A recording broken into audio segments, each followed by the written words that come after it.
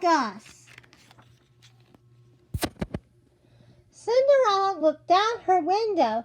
The sun was setting. In the distance, she could see the castle's clock. It read 8 o'clock. Cinderella tapped gently on the walls of her attic bedroom. Bedtime, she called.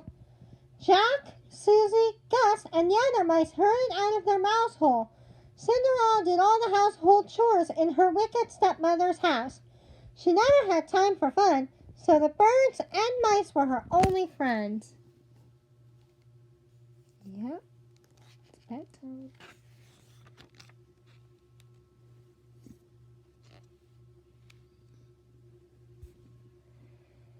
Bedtime already?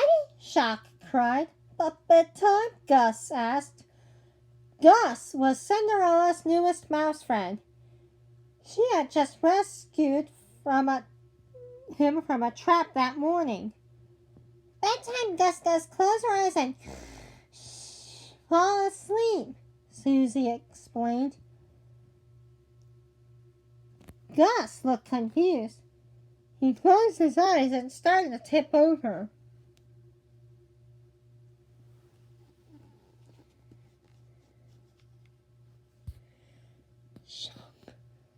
Jock caught him. Not fall, Gus, he said. Fall asleep, like this. He put his head on his hands and pretended to snore. Cinderella laughed. Falling asleep isn't all there is to bedtime, she said. Gus has never lived in a house before. We'll have to teach him about getting ready for bed. Okay, the other mice cried. Show Gus.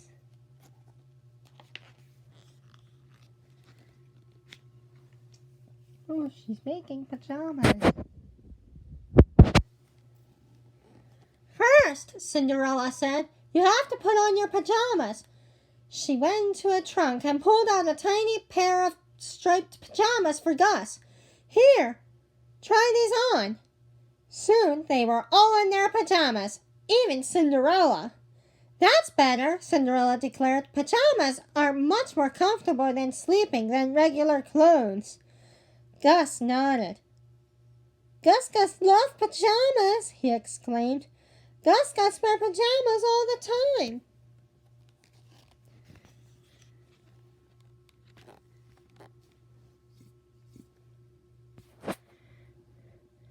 Cinderella smiled. I'm glad you like your pajamas, Gus. But they are only for a while you're sleeping. The mouse nodded. Now sleep, Cinderella? Another mouse cried. Cinderella smiled. Not quite yet, she said to the young mouse. First, wash your face and brush your teeth.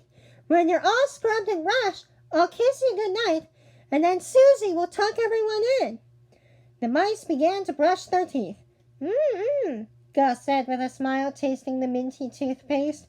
The other mice giggled and finished up. Gus watched carefully. Before long, he was done too. Gus brushing his teeth.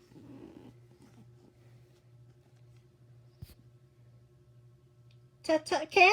Gus asked. Shock pulled him toward the wash basin. Yes, Gus, he said. He handed him some soap. Gus looked puzzled. But he watched as the other mice washed their faces and panned themselves with dry old rags. Then he did the same thing.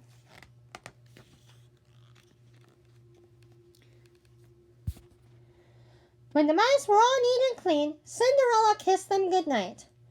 It's time for everyone to go to sleep, she said sweetly. Follow me, Jack told Gus. He ran to his little bed and hopped in. Then he pointed to the bed next to him. That's your bed, he said. Gus grinned and got under the covers. Susie tucked in each of the mice. Story, Cinderella, the mice cried. Story!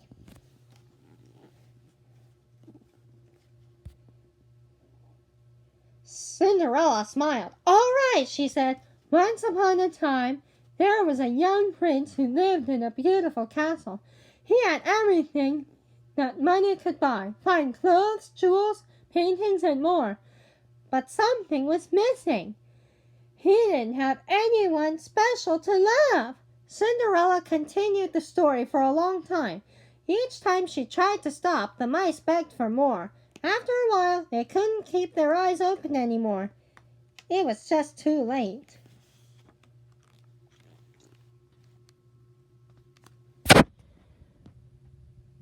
When the last mouse had fallen asleep, Cinderella tiptoed to her own bed and climbed in, thinking about her bedtime story.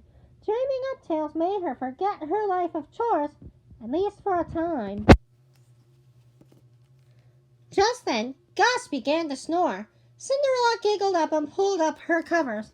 She glanced one more look at the clock and the castle tower. It ran 11 o'clock. "Oh my!" she murmured sleepily.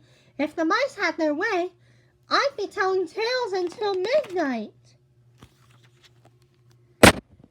Cinderella snuggled against her pillow and yawned. "If only some of my stories would come true," she added sleepily. As Cinderella closed her eyes, the birds began to sing a lullaby. Soon, Cinderella was fast asleep, dreaming that someday she'd meet a handsome prince and live happily ever after.